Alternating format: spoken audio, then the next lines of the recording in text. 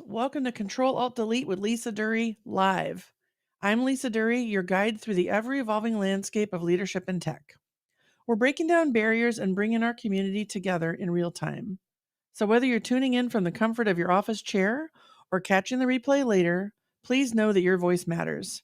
Speaking of voices, that's what firm leadership is all about.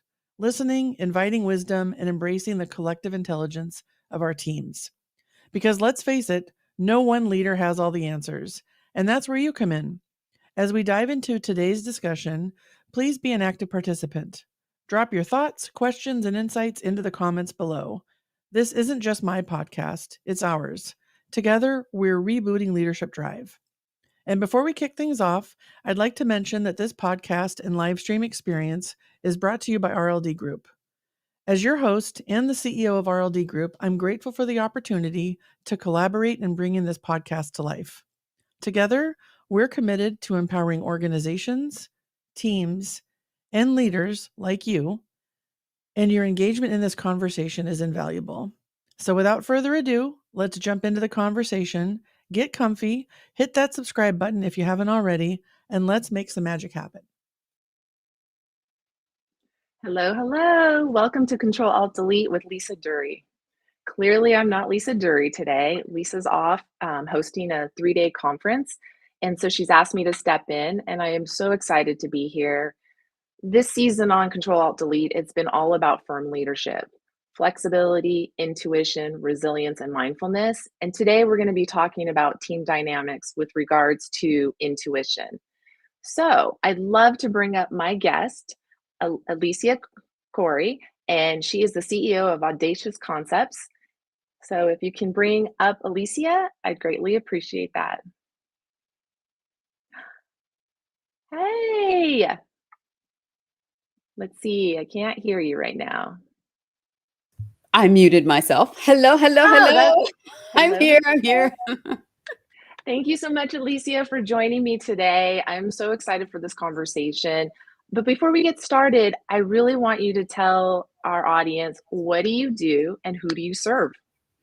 Thank you very much, Gabes. I am the founder and CEO of Audacious Concepts, Inc. We're a boutique consulting firm, and we specialize in not just helping leaders and teams work better together, but we also help them perfect their hiring process so they get it right predictably every time. So that's who I am. That's what we do. Yeah, and as I mentioned, Alicia does a assessment called the Kolbe, and she's actually the person that will do the debrief with clients that I've worked with. So I have had the privilege, I've learned so much from Alicia, not only about my clients, but also about myself. So I'm really excited to have this conversation with her. And so as we dive into team dynamics, and really it's talking about taking people from intuition to action. I was reading a stat the other day as I was preparing for this podcast, and according to Korn Ferry, 81% of executive teams believe that intuition plays a significant role in their decision-making process. Yet only 37% of those decisions are systematically followed through with action. And Alicia, I would love to hear your thoughts about that. That is so amazing because there's such a difference between intuition and instinct. And so you're saying 81% believe that intuition is paramount to making decisions, but only, you said 37% actually take action. So what you mentioned, Kolbe, and Kolbe, for those who have never heard of this before, Kolbe, is a cognitive assessment. There are 3 parts of our mind. There's the cognitive, the affective, and the conative within our brain. Sorry, not mind, brain. There's a difference. Within our brain, the conative is really the doing mind. It's how we take action and problem solve. It's how we're instinctively wired to do things. And so intuition comes in from, people would say their higher self or a higher power, or they just have this innate feeling about something. And so they don't actually put it into action Because sometimes they don't understand that cognitive part of themselves. They don't understand how they were wired to take that action. So they may freeze thinking, oh no, I don't know what to do. Do I, how do I do this? I think I know, but I don't know. And in that moment, that's where they lose that decision, that quick decision-making capability, because they don't understand how they're instinctively wired to take that action based on that instinct. I mean, Mhm. based on that intuition. Sorry. Mhm. Yeah, and it's so fascinating because when I think to what, as I've heard you talk to clients and really talking about that cognitive area, I mean, I learn something every time, even about myself. But one of the things I was thinking about is just the self-awareness and how that plays into teams and how they act on their own intuition. And so, how can leaders foster that not only in themselves, but also with their teams? You're absolutely right. Self-awareness. This is a subconscious part of the mind. This is something that we kind of have an idea about how we do things. Like if you look at someone and they're very, very organized, they know that they're organized, but they don't Mhm. understand that the way that they organize, not every brain works that way. Not everybody is Mhm. wired in the same way to organize the way that they are. So we know these things about ourselves, but we really don't understand where it comes from or how powerful it is. And so my way of organization is not someone else's way of organization. Yeah. Non-organization, but it is, however, a form of organization. And I'm just Mhm. picking the way you organize as something very tangible that people can understand. So if I said that my way of organization is file by pile. Like I have a pile here, I have a pile there, I have a pile there. And I kind of know what's in every pile. I'm looking You know, around my office right now. I kind of know what's in every pile, but I don't know exactly. Mhm. And there are some people who have systems for how they organize, and everything is neat and has a place. And so we have to make room for the way everybody organizes differently. Mhm. So some people may think, as if they file by pile, that they're disorganized, because that's the way someone will say, well, you're just disorganized. And there's judgment on that. Mhm. So you will not move on your intuition because you might think, well, I need to be more organized to do this, and not move on your intuition for adaptability and for change and for how can we maneuver through this. Mhm. And that's what Kolbe, that cognitive part of your mind, really helps you understand what it is and how powerful it is and how to engage it as a benefit for you moving forward. So Mhm. that's how leaders can help themselves and help their teams, by understanding this cognitive piece and knowing how to put people in positions that they're naturally subconsciously committed to doing certain things in a particular way, so that if you put them in that role, if you put them to solve a problem that way, it'll get done faster, more efficient. The person will have more joy doing it because it aligns with their natural way of doing things anyway, that they're not even aware of.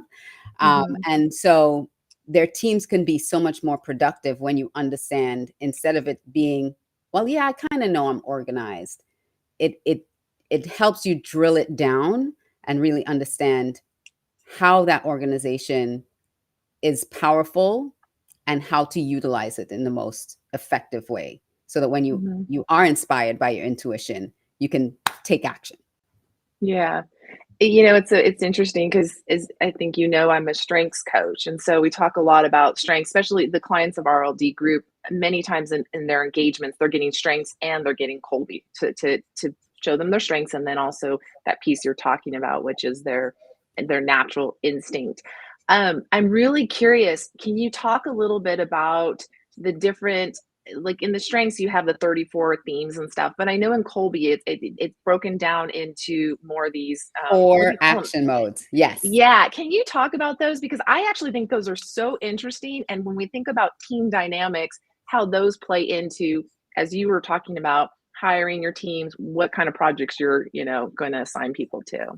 Absolutely. And so I alluded earlier to the three different parts of the brain. And within those parts, there are different types of we take. So if you look at your cognitive mind, your cognitive brain, there are things like math quizzes. There are things like cognitive assessments, that the IQ tests, things like that. And then within the affect, that's your feeling brain. That's your emotional brain. There are certain types of assessments like a DISC or a Myers-Briggs or strengths. And I think strengths may have a little cognitive, there might be a little bit of crossover there. And then predictive index. There are different types of assessments that are affective, that measure our personality, our likes, our dislikes, how we are sort of I want to say affectively in the world, but how we are, being in the world, a personality type in the world, how we get along with others, in other words. And then there's that cognitive, and Kolbe is the only true 100% cognitive assessment. There may be some cognitive in a cognitive assessment. There may be some cognitive in an affective assessment, but Kolbe is the only true cognitive assessment. And what we're measuring is 4 action modes. We're measuring the fact finder. That's how you gather and share information. We're measuring that follow through, which is about systems and organizations, how you process. Then there's the quick start. It's how you deal with risk and uncertainty. And then the implementer, and this is always a confusing one for people because it's an implementor, not an implementer. So implementor, meaning we're dealing with space, tangible implementation tools. So we're looking at our physical surroundings. How do we act within our physical space? And it's measured on a continuum from 1 to 10. And we have 3 different zones. So when we look at the 3 zones, you have 12 strengths within those zones. And the first zone, 1 to 3, the measurement 1 to 3, that is a reacting zone. So earlier when I was talking about being this organized person, that's in follow through. If you're in that react zone, people may look at you and think that you're disorganized. Why can't you keep your desk neat? Why do you always have piles of stuff all around, right? They may judge that as disorganization. People within the mid zone, which is that accommodating zone, they counteract.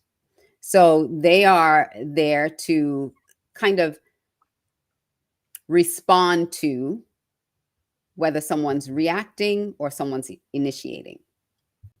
And then that's from 4 to 6. And then from 7 to 10 is that initiating zone. That's where they start their problem solving. Now, every person within those 4 action modes that I talked about, the fact finder, the follow through, the quick start, and the implementer, have one number within 1 to 10. And that's kind of where you live. That's where you are.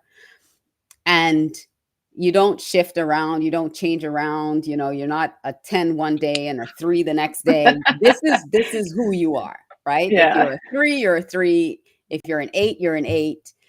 For the most part, there's very little movement between those numbers, and very rarely do people jump zones. And so when we're looking at initiating strengths, those are people who have to jump into action within those action modes, within whichever action mode they have that initiates from. And going back to that follow through example, someone who is a 7 to 10 in follow through, that would be the person that their brain sees everything in a process and a system.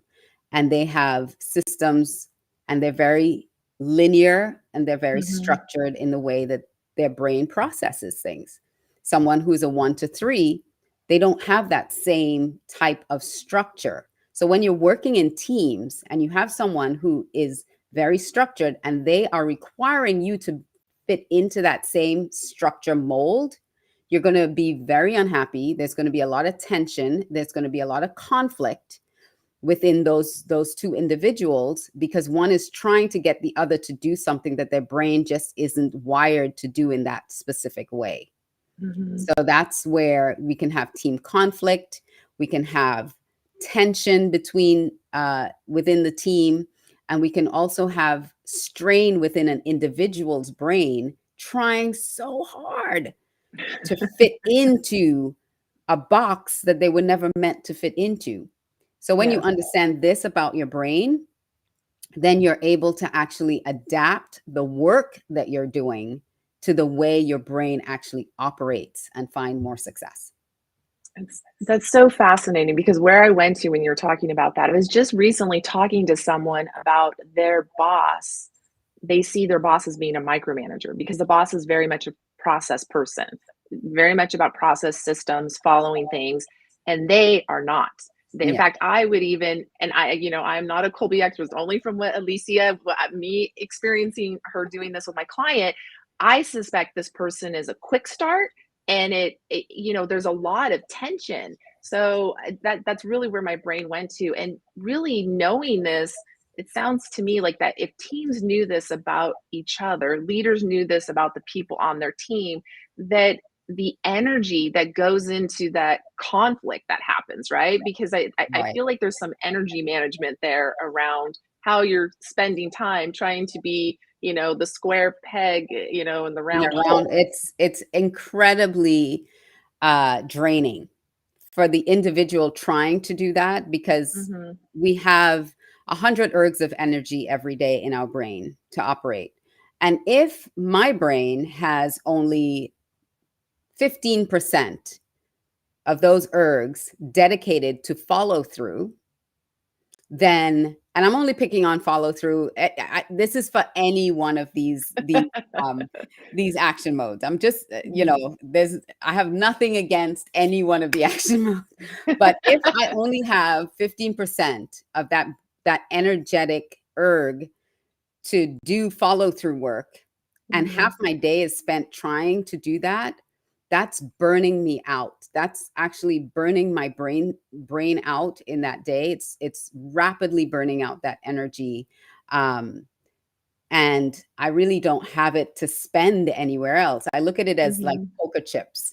So like if I had 4 poker chips and you're requiring me to do work that is 8 poker chips, where do I get the other 4 poker chips? Where do I get it? It's burning. Yeah, I need a nap. Exactly. You don't have it to give. And so you're now putting yourself in a depleted state to try to do this. And you do this day after day after day. And there are actually brain scans of people who are in those types of roles that day after day after day, they're doing it, and they're showing their brains like lit up like a Christmas tree. It's red, even after resting from doing that kind of work. And the brain pattern is very erratic, because they're trying so hard to bend their brain to do something that it wasn't naturally aligned to doing. And I'm not saying that we can't do these things. Please hear me. I'm not saying that. So I'm a 3 in Fact Finder. I'm not saying that I cannot sit and read a book. I can't sit and read a novel. I can't. It all is based on, number 1, motivation. And number 2, how long am I sitting in this doing it? See, if I'm reading a book, I have a choice. I can read a book until I don't feel like it anymore. And then my affect, and then I can put it away. But if my boss is requiring me to do this work every single day, and it's not in alignment with me, like if I had to be a paralegal with a 3 in fact finding, and I had to do research every single day, I would soon quit, because it's not aligned. I would be exhausted halfway through the day. I would want a nap. And people take Red Bull and sugar and all kinds of things to keep them going, instead of really diagnosing, well, why every single day am I exhausted by doing this mental work? Now, there are other factors, of course, environmental factors. Maybe you didn't sleep the night before, or there are other stresses that could be impacting that. But I'm just talking strictly about how you process things in your brain. If you're doing it day after day after day, and your brain isn't aligned to that type of work cognitively, then you can face burnout pretty quickly. Mhm. That's why we And use this for hiring, validating people for hiring, because we want to know before they actually get into the job that they can do the job. mhm. Yeah, it's, what is it predictive index? Is that the other one? Yes. Yeah. So I've done that one, and that's been very interesting having that insight. And I think what's coming to me is, and I'm just thinking about my own experience as a leader, recognize I'm having that moment like, ooh, that wasn't a very good project for that person. No wonder, we were struggling through it. And then Yes. also too, having that own experience of how do I spend my day and what's the energy that it takes for I actually am a 6 on the fact finder, and my quick start then kicks in. So it's fascinating. And the people that I've been coaching on behalf of RLD group, a lot of them, and I think you're seeing that, Alicia, a lot of them are fact finders. And Yes. so, They're very long fact finders. And I was just about to say something else on Teams that happens a lot is cloning, where you mm, have a lot of the same type of cognitive energy on a team. And so if you have a team that is in charge of innovation, and there are a lot of long line fact finders on that team, mhm, then they will be all into the research. They will be digging into the research, going down rabbit holes, and nobody's actually pushing to change. They're not mhm, pushing to disrupt. They're not pushing for innovate. Like, how do we shift this? How do we innovate this? How do we bring this to market quickly? Because quick start is all about that change and risk, and pushing the envelope and innovating and mhm, that sort of thing. And if you have nobody on a team that's meant to innovate, that actually has that type of energy, then you'll find yourselves running over deadlines, not bringing really changed products or really innovative. I keep using the word innovate. I'm trying to find a different word, but no, it's a trying good word. It's a good word. to right. And you'll find that happening on your team too, and you're wondering, well, we're all smart people. Why can't we do this? You're brilliant Mhm, people, just that your brains are wired towards getting more and more information, getting more depth of information, investigating more. Well, how about this? Why can't we do this? Let's try, and it's not actually in the trying and failing and trying and failing of it. mhm. So what do you think is in your expertise? What are some things when clients are really high in the fact finder, things they can do to allow themselves that space to experiment, to move past it? Because it's almost like analysis paralysis could happen. Mhm. And so I'm just kind of curious if you have any tips or anything that can help them. Absolutely. That's why you got me. Absolutely. Couple things. First of all, it's recognizing that you are a fact finder, learning Mhm, that you are a fact finder. Because when mhm, you know that, okay, this is what my brain is naturally inclined to do, then you can give yourself different benchmarks to say, okay, I'm only going to spend 20 minutes doing this, and then I need to move on to something else. Or things like, maybe I don't need all the answers before I move forward. How about we do 50% of the information I think I need, which is probably mhm. 100% of what I need, right?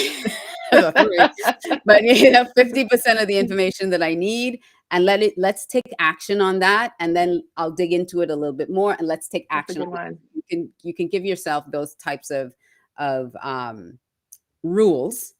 And then Mhm, the other thing that you can do is you have other parts of your mind. You have your cognitive and you have your affect. How about moving in motivation or moving in some other affective part of your mind into like results driven, which is again, mhm, we look at the Clifton strengths. Like, what are your mhm, strengths in those areas? Maybe you have responsibility as one of your top 5 strengths. So you might want to dig into the details, but then your responsibility to meet the deadline might kick in and allow that affect, that responsibility piece to come forward and say, okay, now we need to continue moving forward. So Mm-hmm. what your other strengths are in your affect that you can pull in to help keep things moving and don't get stuck in the research. Mm-hmm. Yeah, it's so interesting because we talk about in the strengths your blind spots, and oftentimes your strengths, your strengths have blind spots, and and they're over here, and sometimes you don't even see them. So having others around you, because so then we're bringing in the trust, right? The dynamics of trust on a team, Correct. and how those people as well around you can help you move through it. Because I'm thinking about, I had someone who worked for me who was really big fact finder, and would get stuck, like would Mhm. go into the almost this freeze mode, and then helping this individual, like, okay, you have all the information, you're good. Now we just need to take action. And so being that person, and so I'd love to get your thoughts about how the building of trust. Is there things that, especially if you're different, like if you're a quick start and I'm a fact finder, I could see where we could potentially Especially if you're butt heads, if resistant you in will. quick start, right? You're Yes, counteracting quick start and you're a long fact finder. You're an initiating yes, fact finder. Yes, there yeah. could be some challenges between that. And I did want to mention communication Mm-hmm. because as you're asking that question, a lot of times there's an undercurrent of communication with this cognitive piece where Mm-hmm. it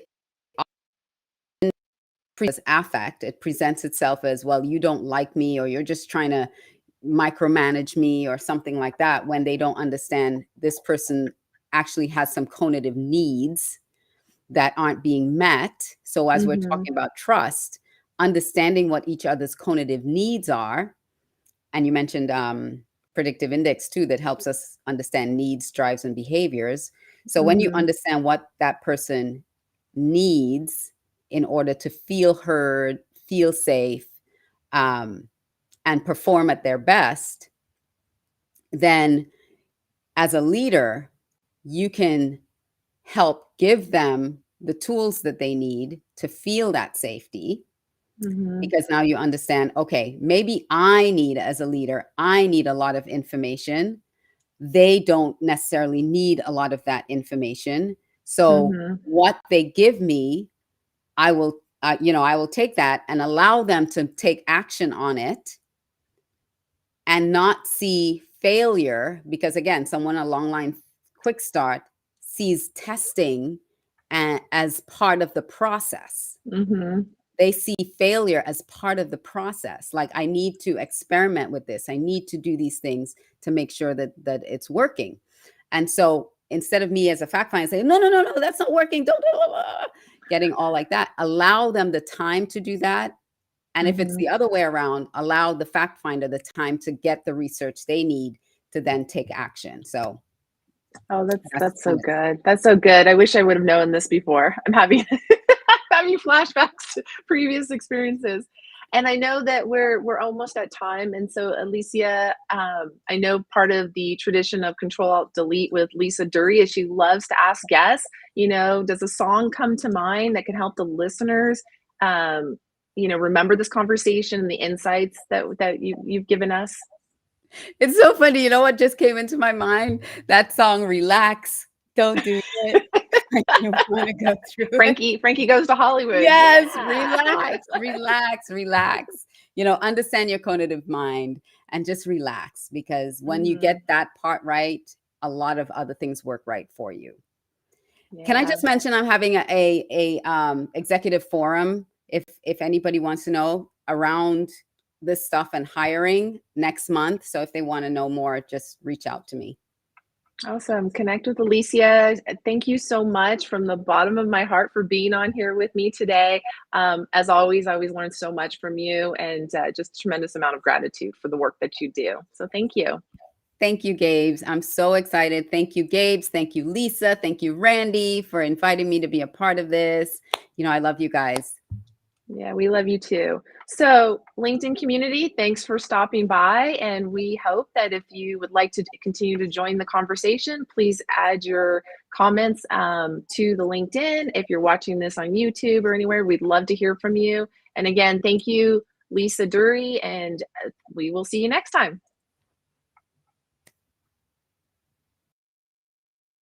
It's a wrap, folks. Whether you're here with us live for the reboot or caught the replay to upgrade your leadership drive, I want to say a big thank you for being a part of this experience.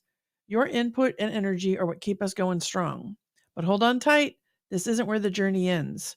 Let's keep the momentum going by sharing your thoughts in the comments, spreading the word on social media, or dropping me a message. I'm all ears and ready to connect. And hey, don't forget to hit that subscribe button or ring the bell so you don't miss our next episode. If today sparked something for you, your likes and comments mean the world. They help us reach more leaders like yourself and prevent burnout. Together, we're not just leaders, we're firm leaders, upgrading our drive and rebooting our leadership game one episode at a time. Oh, and one more thing. If you're interested in bringing this valuable discussion to your teams or organization, RLD Group is here to lend a hand. Reach out via LinkedIn or email hello@rldgroupllc.com. We'd love to chat. Until next time, this is Lisa Duerre signing off with a virtual high five and or a virtual fist bump, whatever you choose. Make it a great day, everyone.